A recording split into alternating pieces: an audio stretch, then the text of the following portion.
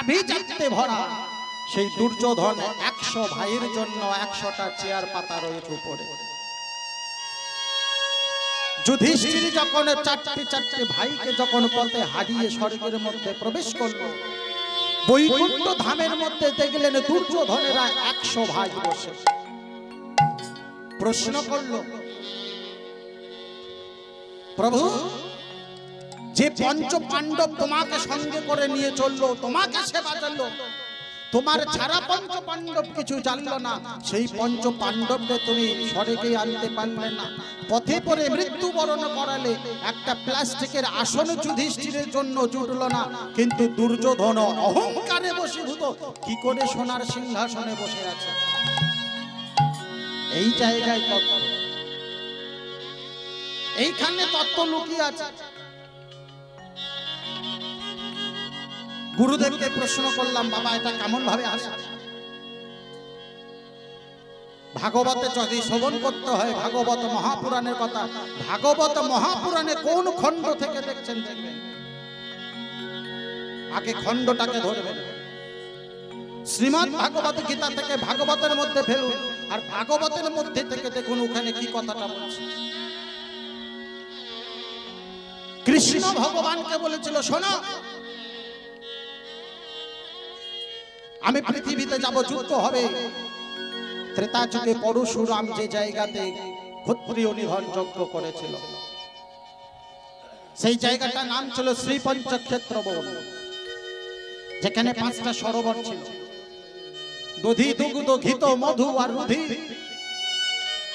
যুদ্ধ করতে করতে যদি কারোর খিদে পেয়ে যায়, দুধ খেয়ে নাও, মধু খেয়ে নাও, ঘিত খেয়ে নাও, আর তোমাদের সবার রক্ত একটা জায়গায় গিয়ে পৌঁছাবে, একটা পুকুর। সেই শ্রীক্ষেত্র বনে অরণ্যে ক্ষেত্রের উপরে দাঁড়িয়ে, যেটা বর্তমানে নাম হয়েছে ধর্মক্ষেত্র, কুরুক্ষেত্র নাম, এই কুরুক্ষেত্র নামে কুরুক্ষেত্রেতে দাঁড়িয়ে যুদ্ধ করল। কৃষ্ণ যুধিষ্ঠিরকে বললেন, শোনো যুধিষ্ঠির, ভগবানকে পেয়েছিলে বলে তোমরা আভিজাত্য অহংকারে ভুলেছিলে না? সোনার সিংহাসন পাবো, ওই হাতির দাঁতের সিংহাসনটা আমাদের প্রয়োজন, হস্তিনাপুর আমাদের দরকার। 5টা গ্রামের থেকে তোমার দামি হয়ে দাঁড়ালো। তবে জানো যে হস্তিনাপুরের যুব রাজা দুর্যোধন আমাকে সিগন্যাল করতেন সব সময়। আমি যখন কৃষ্ণের কাছে, আমি যখন দুর্যোধনের কাছে যেতাম, দুর্যোধন তখন আমার তর্জনী উত্তোলন করে কথা বলতেন। তর্জনী উত্তোলন করার নামই হলো সে মুক্তি চাইতো। সে ডিরেক্টলি আমার চরণে আসেনি, সে বলতো, প্রভু, হস্তিনাপুরের যুবরাজ আমি যদি আপনার চরণে মাথা নত করি কেমন একটা যেন হয় না? তবে সিগন্যালের মধ্যে আমি আপনাকে বোঝাচ্ছি আমি মুক্তি চাই। এবারে মায়েরা, আপনারা কালী পুজোর সময় অমাবস্যা, তারপরের দিনে প্রতিপদ, তারপরের দিনে দ্বিতীয়া, ভাতৃ দ্বিতীয়া, ভাই ফোটার দিনে আপনারা কোন আঙুলে ফোঁটা দেন? অনেকে দেন এই আঙুলটা, তাই না? কনিষ্ঠ আঙুলে দেয় না আমাদের বোনেরা। কিন্তু ভগবান কৃষ্ণচন্দ্র মহাভারতের পাতায় উজ্জ্বল বর্ণে কনিষ্ঠাকে বর্জন করে দিয়ে গেল। কেন বর্জন করলো? আমরা সবাই জানি এই আঙুলটা আমাদের কাছে বিষ, কিন্তু শাস্ত্র বলছে না, মুক্তি দাচ প্রদেশে নে, মুক্তির জন্য ওই আঙুলে তোমরা ব্যবহার করতে পারো। সামান্য ভুলের জন্য কত বড় জায়গায় আমরা সবাই বলি, ভাইয়ের কপালে দিলাম ফোঁটা, জমের দুয়ারে পড়লো কাঁটা। জমের দুয়ারে যদি কাঁটা দিয়ে দিলাম, তাহলে সেই ভাইকে আবার কি করে জম নিয়ে চলে গেল? কি করে নিয়ে যায়? যমুনা ফোঁটা দিয়েছিল শুধু চন্দনের ফোঁটা, কুমকুম দ্বারা তৈরি, অগুরু যাকে মিশ্রিত করে রেখেছে। তর্জনী দ্বারা জমের কপালে ফোঁটা দিয়েছে আর বলেছিল, জম, তুই হলি নর অধিপতি, মানুষের অধিপতি, প্রেতের অধিপতি, তোর মুক্তির জন্য আমি ভগবানের কাছে সাধনা করলাম, তোর মুক্তি হবে, মুক্তি হবে। তাহলে নারদ মুনির মনে যে প্রশ্নটা জাগলো, আমি বড় ভক্ত হতে পারলাম না কেন, যুধিষ্ঠিরের মনে সেই একই প্রশ্ন জেগেছিল। ভগবানকে প্রশ্নটা করেছিল, প্রভু 100 জন কি করে আসনটা পেল বলে দাও। যুধিষ্ঠিরকে মনে করিয়ে দিলেন সেই দিনের 5টা কথা, যে দিনের 5টা কথা অরণ্যের মধ্যে যখন ছিলেন, অরণ্যের মধ্যে থেকে মনে পড়ে গেল সেই দিনের কথা, যে আমরা পঞ্চ পাণ্ডব 5টা তত্ত্ব, আমাদের মৃত্যু, ক্ষণ, ঋষি, বার, নক্ষত্র আমরা সব জানি, তবু আমাদের মুক্তি হবে না। তুমি জানো না যুধিষ্ঠির? জানতে তো, তাহলে কেন তুমি আমাকে বলোনি? কিন্তু আমি তোমাদেরকে বলেছিলাম তোমরা মুক্তির জন্য ধাবিত হও। তোমরা মুক্তির জন্য ধাবিত হয়েছিলে, একবারের জন্য হও। মুক্তি পাবে কি করে? ত্রেতা যুগে ভগবান রামচন্দ্র যখন সীতা উদ্ধার করবার জন্য যখন সমগ্র অরণ্য ঘুরে ঘুরে ধনুর্বাণ গান্ডীবটা নিয়ে এসে যখন বটবৃক্ষের তলায় বসেছিল, বটবৃক্ষের তলায় বসে গান্ডীব ধনুকটা যখন রেখেছিল, সেই ধনুকের তলদেশ হতে রক্ত বেরিয়ে চলে যাচ্ছে। লক্ষণ চমকে উঠলেন, এ কি দাদা, রক্ত কোথায় থেকে? কেন, কিসের কারণে রক্ত? ভগবান রামচন্দ্র অবাক হয়ে গেলেন। আমি তো কাউকে হত্যা করিনি, কাউকে তো মারিনি, তাহলে গান্ডীবটা এত ভারী, এই ভারী গান্ডীবটা আমি ধরতে পারছি না, মাটিতে রেখেছিলাম, রক্ত কোথায় থেকে এলো? ওই বটবৃক্ষের তলায়, ওই যে বট পাতার নিচে একটা ভেগ শুয়েছিল, ভেগ, যার নাম ভ্যাংটার পিঠের উপরে গান্ডীবটা প্রবেশ করেছে, গেঁথে গিয়েছে। ভ্যাংটাকে প্রশ্ন করছে, তুই একবার কথা বলতে পারলি না? কাকসার পাগে নিপাতে নাম কত উরদন্তি হে ভক্তকা মম দুর্জয় ধনুকং তব পিদং ধং চাপিতং কিঞ্চিত কথং না ভাসতি। একটু কথা বলতে পারলে না? হে ভগবান, সরিয়ে নাও, লাগছে কেন? কত বড় ভক্ত দেখো। ব্যাংকটা ভগবানকে প্রশ্ন করলো, প্রভু যে আমাকে সৃষ্টি করেছে সেই আবার আমাকে হত্যা করছে, আমার মতো পরম ভক্ত আর কেউ আছে প্রভু? আর কি হবে বেঁচে থেকে, কি লাভ আছে? শোনো, এতই যন্ত্রণা তোমার হলো, তুমি তো একবার বলতে পারতে ধনুকটা সরিয়ে নাও। কেন বললে না? কিসের কারণে বললে না? প্রভু বলার কোনো দরকার ছিল না। ভক্তের অবস্থা দেখে ভগবান কেঁদে ফেলল। বৃন্দাবনে ব্রজভূমির অবস্থা, ব্রজ গোপীদের অবস্থা দেখে নারদ মুনি আর চুপ থাকতে পারল না। নারদ মুনি আর চুপ নেই, অন্তর যেন কেঁদে উঠল। নারদ মুনি আর থাকতে পারছেন না, চলে যাবেন, ব্রজভূমির মাটি থেকে বেরিয়ে যাবেন। যাবেন কেমন ভাবে? নারদ মুনি সমগ্র ব্রজগোপীগণ যাকে জড়িয়ে ধরে আছে, যাকে জড়িয়ে ধরে নিয়েছে, যেতে দেব না, আগে আমাদের ভগবানকে খুঁজে দাও, আমাদের কৃষ্ণকে খুঁজে দাও, যদি কৃষ্ণকে না খুঁজে দাও তোমাকে ছাড়ছি না। কৃষ্ণকে যদি না খুঁজে দাও নারদ মুনি তোমাকে প্রবেশ করতে দেব না, তোমাকে বেঁধে রাখবো বৃক্ষের গায়ে, তবু কৃষ্ণকে যদি না পাই মুক্তি তোমার নেই, হবে না। কেন? কৃষ্ণের মধ্যে কি আছে? সত্য যুগে ভগবান জন্মগ্রহণ করলো, ভগবানকে কেউ স্পর্শ করতে পারলো না। ত্রেতা যুগে রামচন্দ্র হয়ে জন্মগ্রহণ করলো, কেউ স্পর্শ করতে পারলো না। দ্বাপর যুগে কৃষ্ণ হয়ে প্রবেশ করলো, তাকে স্পর্শ করলো। কেন না? সত্তর যুগের সেই যে কষ্ট, ত্রেতা যুগের সেই যে কষ্ট ভগবান আর সহ্য করতে পারলো না। কেন না? ভক্ত যদি ভগবানকে না ছোঁয়ে তাহলে কেউ ভক্তকে ভালোবাসবে না, ভগবানকে কেউ ভালোবাসবে না। তাই ভগবান এসে জন্মগ্রহণ করলেন। নারদ মুনি ব্রজগোপীগণদেরকে বলছে, শোনো শোনো, তোমরা আমাকে ধরে রেখো না, তোমাদের কৃষ্ণ আমাকে পাঠিয়েছে পরম ভক্ত খুঁজে নেবার জন্য। তাই পরম ভক্ত যদি না খুঁজে পাই তাহলে কৃষ্ণ কিন্তু আমাকে বঞ্চিত করে দেবে। তোমরা কি চাও তোমাদের মতো একজন সাধারণ ভক্ত হয়ে আমি কৃষ্ণ বঞ্চিত হই? সমগ্র ব্রজগোপীগণ বলছে, না, এটা হতে পারে না, আপনি ভক্ত খুঁজুন, কিন্তু ভগবানকেও দরকার। নারদ মুনি বীণা যন্ত্র হাতে নিয়েছেন, হাতে নিয়ে চলে যাবে। ব্রজগোপীগণ সবাই সাধু সাধু করছে। যখনই আকাশ পথে যাত্রা করেছেন, নারদ মুনি পথে যেতে যেতে বলছেন, হরি মুরারি মাধুকৈত ভারি গোপাল গোবিন্দ কৃষ্ণ মুরারি। হরি হরি মধুকৈত ভারে গোপাল গোবিন্দ কৃষ্ণ মুরারি। হে নারায়ণ রাধিকা নাথ তুমি প্রাণধন। হরে মুরারে মধুকৈত ভারে গোপাল গোবিন্দ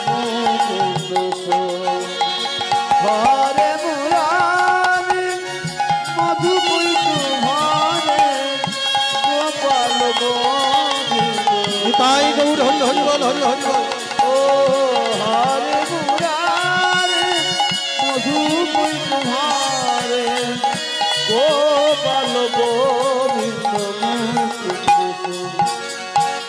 যোগী সোনারায়ণ কৃষ্ণ বিষ্ণু নিরাশ্রয় জগদীশ্বর।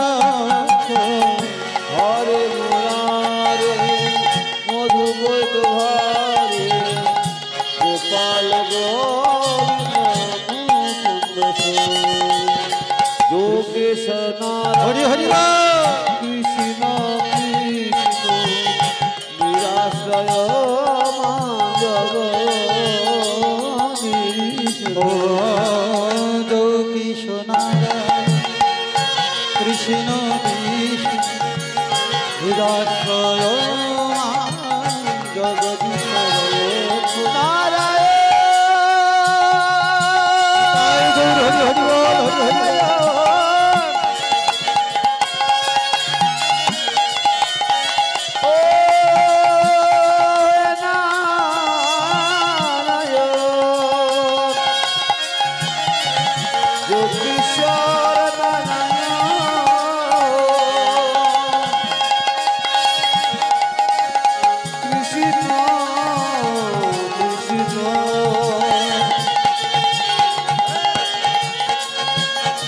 যোগী সোনারায়ণ কৃষ্ণ বিষ্ণু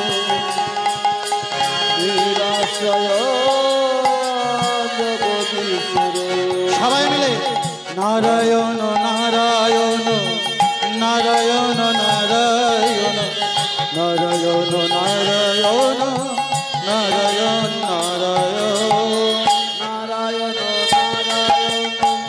নারায়ণ নারায়ণ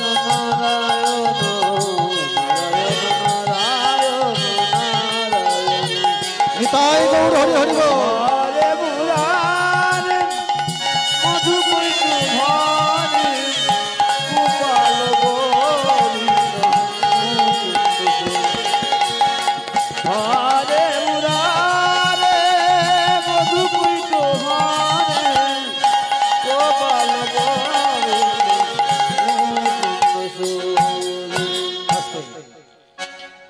নারদ মুনি যাচ্ছে ভগবানকে দেখবার জন্য। আচ্ছা, ভগবান যে এসছেন আপনাদের কাছে দাপর যুগে, তাই তো? কোন যুগে এসেছিল ভগবান? কোন যুগে? দাপর যুগে ভগবান এলো তো। আমাদের যুগ কটা? কটা যুগ? চারটে, চারটে তো। কিন্তু শাস্ত্র বলছে না, আমাদের 6টা যুগ আছে, প্রমাণটা দিয়ে যাই, মনে থাকবে আপনার। অনেকে কিন্তু সত্য যুগকে কৃত যুগ বলে মনে করে, কিন্তু সত্য যুগ আদৌ কৃত যুগ নয়। সত্য যুগের আগে আরো 2টো যুগ চলে গেছে। কি কি যুগ গেছে? কৃত, আদি, সত্য, ত্রেতা, দাপর আর কলি। কি গেল? কৃত 1, আদি 2, সত্য 3, ত্রেতা 4, দাপর 5, কলি 6। তাহলে বিবরণটা আমরা যে হুট করে ভক্ত হয়ে এলাম, ভগবানকে সাধনা ভজনা করলাম, আমাদের আছার পিছনে একটা লক্ষণ আছে। আমাদেরকে নিয়ে এসেছেন যেমন একটা ফল গাছ বসাচ্ছেন, স্বার্থ থাকে আমাদের ওই ফল গাছটা বসানোর। কেন? বাজারে সবজির দাম অনেক, যদি 2-4টে সবজি হয় সংসারটা সাশ্রয় হয়। কিন্তু আমরাও সেই সবজি এক ধরনের। ভগবান আমাদেরকে চাষ করলেন, কোন যুগে চাষ করবার জন্য ইচ্ছা জানবে? কৃত যুগে। কৃত যুগে 84টা কুণ্ড যখন স্থাপন করা হলো, কাটা হলো, এই 84টা কুণ্ডর মধ্যে ভগবান অনন্ত শয্যায় শয়িত, সমগ্র পৃথিবী জলে জলমগ্ন। নারদ মুনি ভগবানের কাছে প্রশ্ন করেছিল, প্রভু আপনি যে ভগবান, তাহলে আপনার সঠিক পরিচয়টা করাতে হবে। তাহলে পরিচয় করাবার জন্য ভক্তের দরকার। আপনি ভক্ত রচনা করেন, যদি ভক্ত না রচনা করেন তাহলে কিন্তু আপনাকে কেউ ভগবান বলবে না। ভগবান মনে মনে চিন্তা করলো, বেশ ভালো কথা, সুন্দর কথা, তবে শোনো, এই যুগে তো আর হবে না ভক্ত রচনা করা, যুগটাকে সমাপ্ত করে নতুন যুগের সৃষ্টি করি। নতুন যুগটা কি? নতুন যুগটা হলো আদি যুগ। আদি যুগ পাবেন, ইতিহাসটা খুলে দেখে নেবেন। আদি যুগে ভগবান ভক্ত সৃষ্টি করলো। ভক্ত সৃষ্টি করলো কেমন? সামান্য একটুখানি তার মধ্যে ভুল হয়ে গেল, আর ভালো লাগলো না। ভক্ত সৃষ্টি হলো, কিন্তু ভক্তের মধ্যে এমন একটা জিনিস ভগবান দিলেন না যে ভক্তটা বেকার হয়ে গেল। মায়েরা আপনারা রান্না করেন, সব সময় ভালো মন্দ রান্না করছেন, মাছ মাংস বিভিন্ন রকম সবজি এনেছেন, প্রচুর পরিমাণে মশলাও দিয়েছেন, কিন্তু রান্নার প্রধান মশলাটা কি বলুন তো? কি? একজন বলুন, আস্তে, পুরো সাইলেন্ট। একজন বলুন। তাহলে প্রধান মশলাটা হলো কি? লবণ। অনেক কিছু মশলা দিয়েছেন তরকারির মধ্যে, যদি লবণটা না দেন ও আর খেতে ভালো লাগবে না। সংসারের সন্তানটা আপনার কাছে আছে, সন্তানটা আপনার কাছে জিজ্ঞেস করছে, বাবা তুমি আমাকে কতটা ভালোবাসো? বাবা বলছে, মা আমি তোকে কতটা ভালোবাসি বলবো? বলে, বলো না। আমি তোকে লবণের মতো ভালোবাসি। সোনা রূপ কামিনী কাঞ্চন হিরে মুক্ত এত কিছু থাকতে তুমি হঠাৎ এই লবণ, এ তো নোনা লেগে যাবে, তুমি লবণের মতো কেন ভালোবাসো? রেগে গেলেন, ক্রোধান্বিত হয়ে গেল। দুপুর বেলা বাচ্চাটা আর খেলেন না বাড়িতে, বাবা মার সঙ্গে অশান্তি হয়ে গেল। বাবা মা মনে মনে চিন্তা করলো, একে বলেছি লবণের মতো ভালোবাসি, তো এ কথা শুনলো না, তাহলে একে লবণ দিয়ে শিক্ষা দিতে হবে, একে লবণ দিয়ে শিক্ষা দিতে হবে, চেতনাটা ফিরিয়ে আনতে হবে। লবণটা কি জিনিস? খিদে কতক্ষণ থাকতে পারে বাবা? হাঁড়ির মধ্যে ভাত আছে, তরকারি সবজি বিভিন্ন রকম আছে, বাবা মা বাড়িতে কেউ নেই। বাচ্চাটা মনে মনে চিন্তা করলো, মেয়েটা এখন বাড়িতে কেউ নেই, যদি চুরি করে খাবারটা খেয়ে নি তাহলে বাবা মা এসে আমাকে আদর করবে, মা খেয়ে নে, মা খেয়ে নে, মা খেয়ে নে। আমি তখন বলবো না, খাবো না। কেন না, তুমি লবণের মতো ভালোবাসো। ওই মেয়েটা যখনই ওই তরকারিটা খেতে গেল, দেখছে সব তরকারিটা সব ভালো হয়েছে, কিন্তু লবণ নাই। খেলেন না, রেখে দিলে। বাবা মা বাড়িতে ফিরতে মাত্র মেয়েটা রেখে গেল। মা, এত জঘন্য খাবার কেউ করে? কি বানিয়েছো তুমি, যার মধ্যে মশলা মরিচ নাই, কোনো লবণ নাই? খেয়ে দেখেছো কেমন? মানুষ খায় না, ফেলে দাও। মেয়েটাকে বাবা জড়িয়ে ধরে বলছে, মা তাহলে বুঝে দেখ, বাবা যে বললো তোকে লবণের মতো ভালোবাসি, তুই বাবার কথা শুনে রাগ করলি, আর সেই লবণ তরকারিটা ছিল না বললে তরকারিটা ফেলে দিতে বললি কেন? হয় বাবা, ভুল হয়ে গেছে আমার, তুমি ক্ষমা করে দাও আমাকে, তুমি আমাকে ক্ষমা করে দাও। আদি যুগে ভক্ত রচনা হলো, কিন্তু একটা জিনিস ভুল হয়ে গেল, সামান্য একটুখানি। কি না, মানুষের মনুষ্য সত্যটা ভুল হয়ে গেল। মানুষ জন্মগ্রহণ, আর মানুষ জন্মগ্রহণ করলো, সে কি করলো? বাকহীন, কথা বলতে পারে না, উলঙ্গ হয়ে রয়েছে, পোশাক পরতে পারে না। হ্যাঁ, সর্বদেহ রোমে ঢাকা। আদিম মানুষ, আদি যুগের আদিম মানুষ, ইতিহাসের পাতা। তাহলে দুটো যুগ বর্ণনা। এবারে সত্য যুগে ভগবান মনে মনে চিন্তা করলো, কৃত যুগটা তো গেল বিফলে। আদিম যুগে ভক্ত আনলাম, ভক্ত কথা বলতেও পারে না, বেকার হয়ে গেল। তাহলে এই কৃত যুগে আমাকে এমন কাজ করতে হবে যে ভক্ত যেন ভগবানের মাহাত্ম্য প্রচার করে করে বেড়ায়। মাহাত্ম্যটা কি? এক মন আর এক মনকে আত্মা সঠিক স্থানে প্রবেশ করার জন্য তিনি মাহাত্ম্য প্রবেশ করাতে হবে, মাহাত্ম্য প্রবেশ করাতে হবে। সে যুগে কি হলো? 16 আনা কর্মফল দেওয়া হলো। 16 আনা কর্মফলের মধ্যে কোনোটা বেকার নাই, সবটাই কাজে লাগবে। কি ছিল? ভগবান বললেন যে এই যুগে ভক্ত জন্মগ্রহণ হয়েছে, এই ভক্ত কথা বলবে, আমাদের মহিমা প্রচার করবে, মাহাত্ম্য প্রচার করবে। আর নারদ মুনি ভগবানকে বলল, শোনো প্রভু, তুমি যে 84টা পুকুর কেটে রেখেছো, সেই 84টা পুকুরে কারা ভর্তি করবে? এখানে কি কি মাছ চাষ হবে?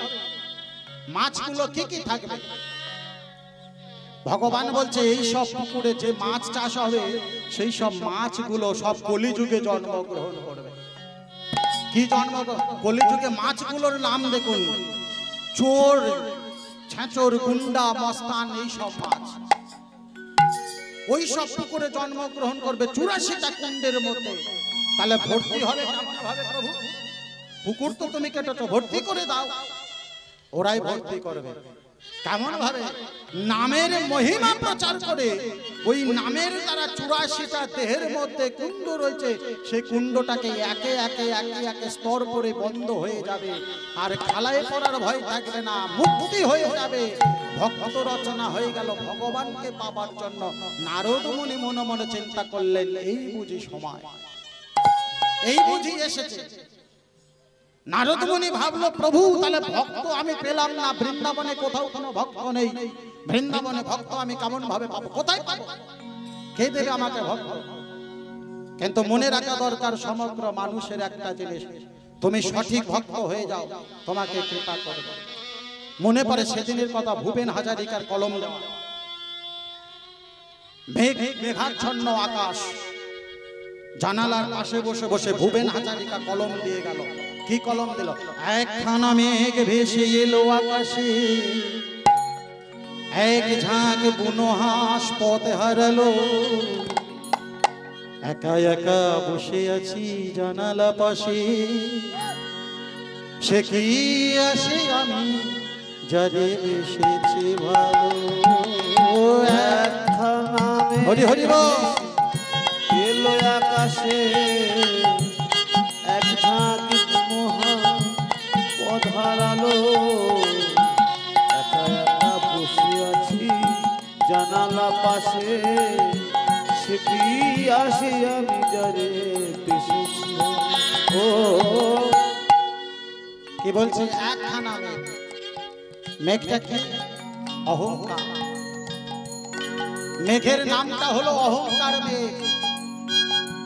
এই অহংকার মেঘ যদি দেহের মধ্যে একবার প্রবেশ করে, দেহের মধ্যে থাকা সেই পিপাসু হাসি সবাই বেরিয়ে যাবে। কেন কলমটা দিল? জীবকে শিক্ষা দেবার জন্য। কি বলে দিয়ে গেল? একখানা মেঘ ভেসে এলো আকাশে, এক ঝাঁক পথে হারালো, একা একা বসে আছি জানালা পাশে, সে কি আসে আমি জানি বেশি ভালো। একখানা মেঘ ভেসে এলো আকাশে, এক ঝাঁক মহান পথ হারালো, একা একা বসে আছি জানালা পাশে, সে কি আসে আমি জানি বেশি ভালো। এলো মেলো হাওয়া চোখে স্বপ্ন মানে, হৃদয় আজ ভালোবাসি। এলো মেলো হাওয়া চোখে স্বপ্ন মানে, হৃদয় আজ ভালোবাসি। এলোমেলো হাওয়া, আস্তে। এলোমেলো হাওয়া চোখে স্বপ্ন আনছে আপনার চোখে। আস্তে। এলোমেলো হাওয়াটা কি জানতে হবে, বুঝতে হবে, ভাবতে হবে। ভূপেন হাজারিকা কেন কলমটা দিয়ে গেল? কিসের জন্য? কি কারণে দিয়ে গেল? যখন মানুষের চোখের সামনে সংসারের ঘটনা চলে আসে, পুত্রের শরীর খারাপ, স্ত্রীর শরীর খারাপ, সংসারের মধ্যে অহংকার ঢুকে গেছে, সংসারের মধ্যে অনটন প্রবেশ করেছে, সেই সংসারের মধ্যে থেকে কি হবে? হে ভগবান, যার জন্য বসে আছি জানালার পাশে অর্থাৎ পৃথিবীর বুকে ভগবানকে পাবার জন্য, সে ভগবান একবারও আমার সামনে এলো না। কেন? কিসের জন্য? কারণটা কি? কারণটা হলো বিনা সুতোর মালা কোনোদিন দেখা যায় না। এখন তো মোবাইল উঠেছে, মোবাইল টু মোবাইল কথা হয়, মাঝখানে কোনো তার আছে? তাহলে এপারে একটা ফুল আর এপারে একটা ফুল, দুটো ফুল, মাঝখানে যদি একটা সুতো থাকে দেখতে পাবেন। তাহলে যদি সুতো না থাকে আপনি দেখতে পাবেন? পাবেন না। বিনা সুতোর মালা দেখতে পাবেন। অর্থাৎ অহংকার স্বরূপ সুতোটাকে আপনি বাদ দিন। বনের ফুল যদি ভগবান গোবিন্দের চরণ পায়, তাহলে মানুষ হয়ে আমরা কেন ভগবানের চরণ পাবো না? বনের ফুল যদি জন্মগ্রহণ করে ভগবানের কাছে এসে পৌঁছায়, তাহলে আমরা যদি ফুল হয়ে ভগবানের চরণ পেতাম, কবে না কবে আমাদের হরি বল হরি বল হরি বল। আমাদের তো পৌঁছাতে হবে, সঠিক জায়গাটাতে তো যেতে হবে, সঠিক পথে তো ঢুকতে হবে। যদি না যাই কেমন করে হবে গো মা? হবে না কোনো কিছু। নারদ মুনি ভগবানকে বললেন, প্রভু গোটা বৃন্দাবন ব্রজবাসীরা সবাই আমাকে ধরলো, 100 বছর তারা কৃষ্ণ বিরহে বেঁচে আছে।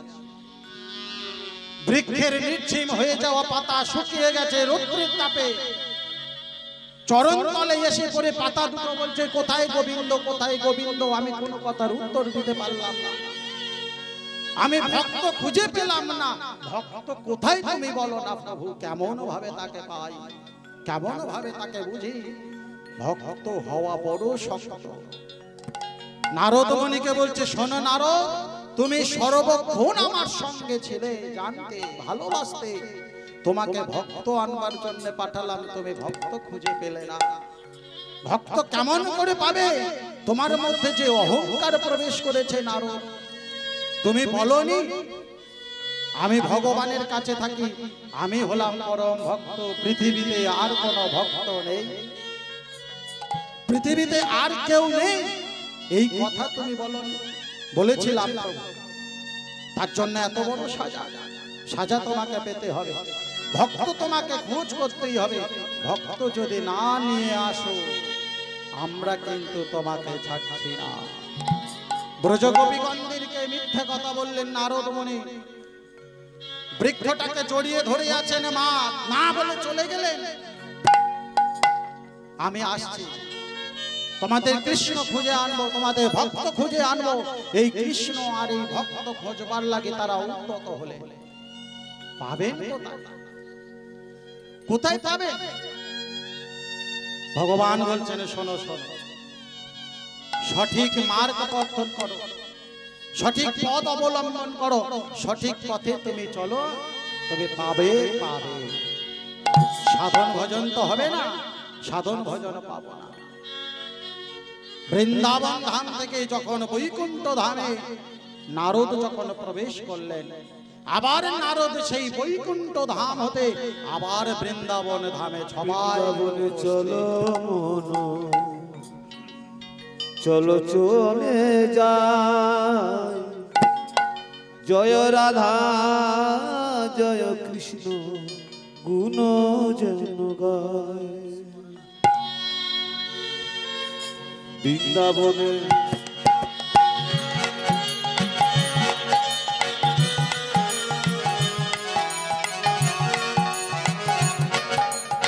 বৃন্দাবনে চলো চলো চলে নিতাই গৌর হরি হরি বল হরি হরি বল।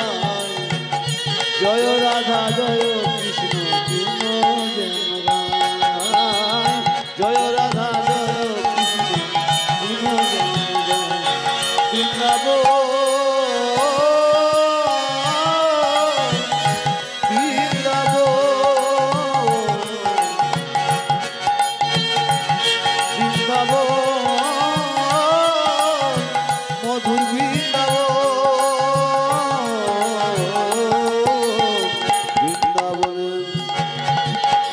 সবাই মিলে প্রেম সে উলুধ্বনি হরি হরি বল।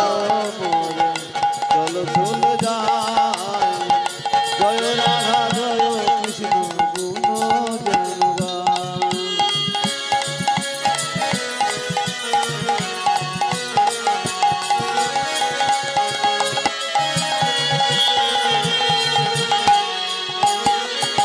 শ্যামে কুন্দু রাধা কুন্দু গিরি গোবর্ধন,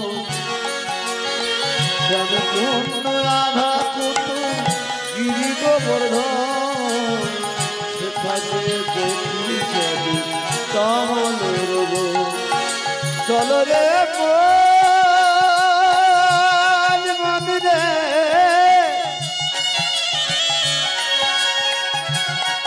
ও রে মন রে চলো চলো, চলো রে মন বৃন্দাবন,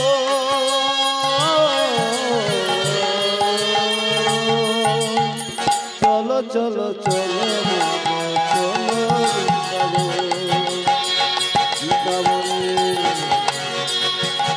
ও বৃন্দাবন চলো চলো চলে যায়, জয় রাধা জয় কৃষ্ণ গুণ যেন গায়, জয় রাধা জয় কৃষ্ণ গুণ যেন গায়, জয় রাধা জয় কৃষ্ণ গুণ। হরি হরি বল হরি হরি বল হরি হরি বল।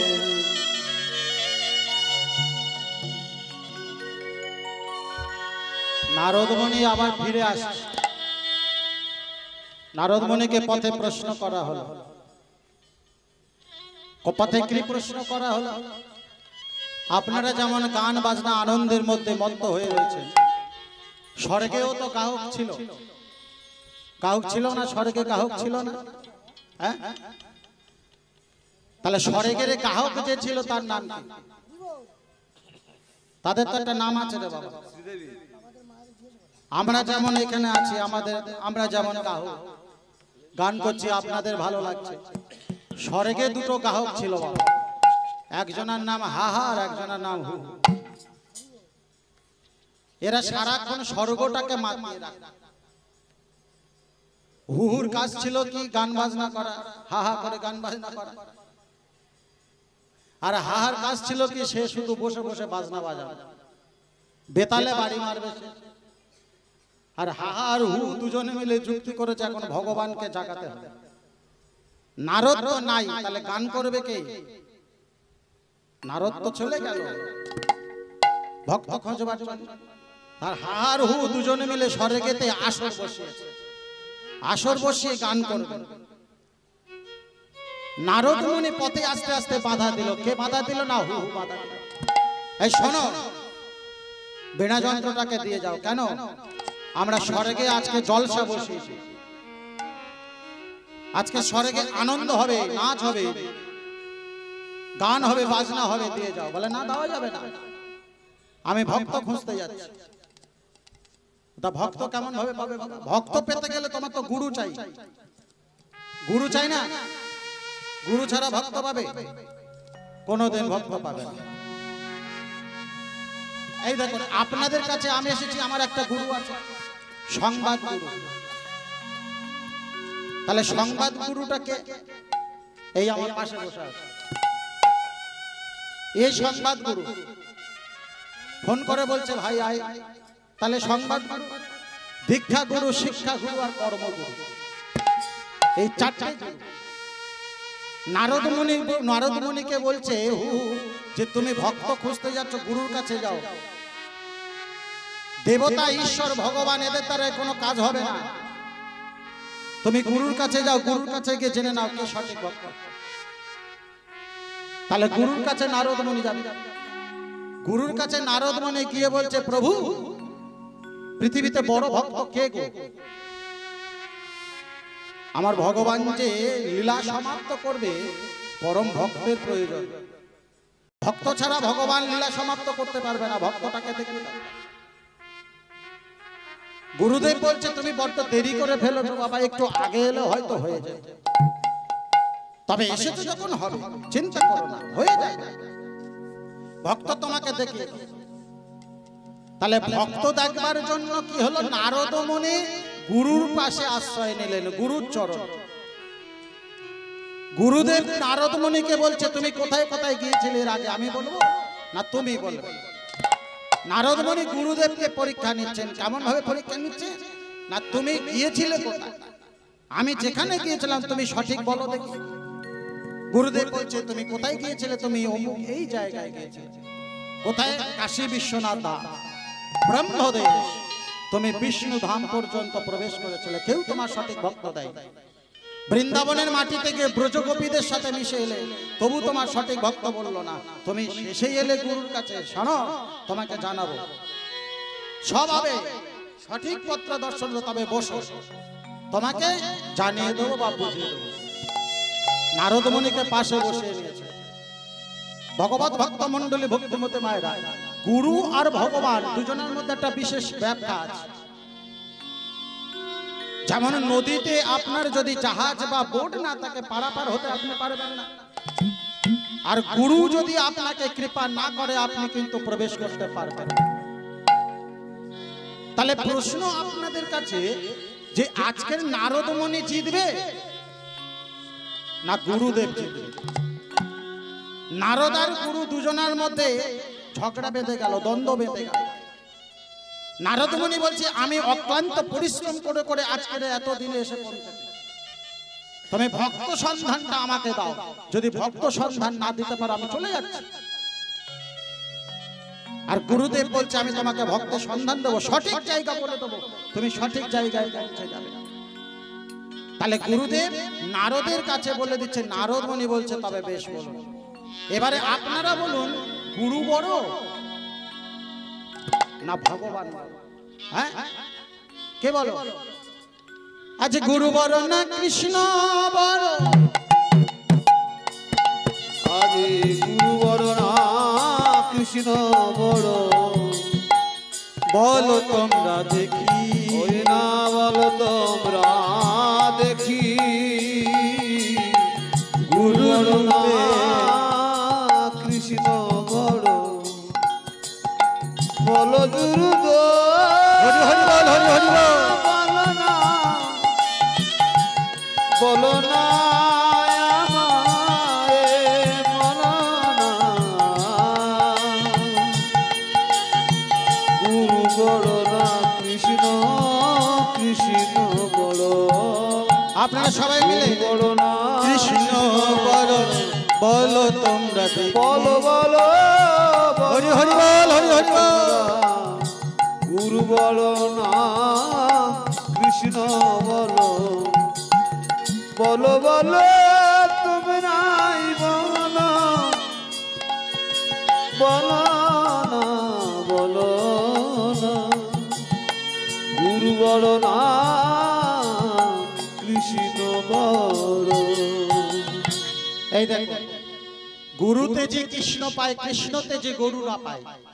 আর গুরু রুদ্ধ হলে পরে কৃষ্ণ আপনাকে তেজবে, কিন্তু কৃষ্ণ রুদ্ধ হলে পরে গুরু তুমি পাবা।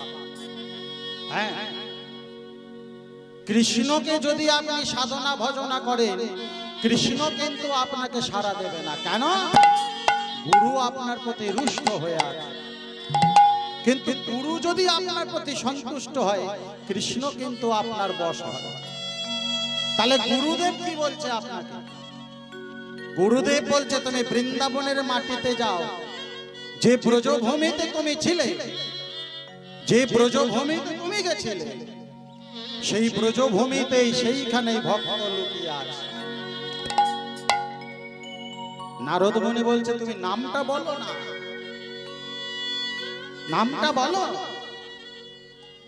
গুরুদেব বলছে তোমার নাম তো বলে দেবে, কিন্তু তুমি আগে যাও।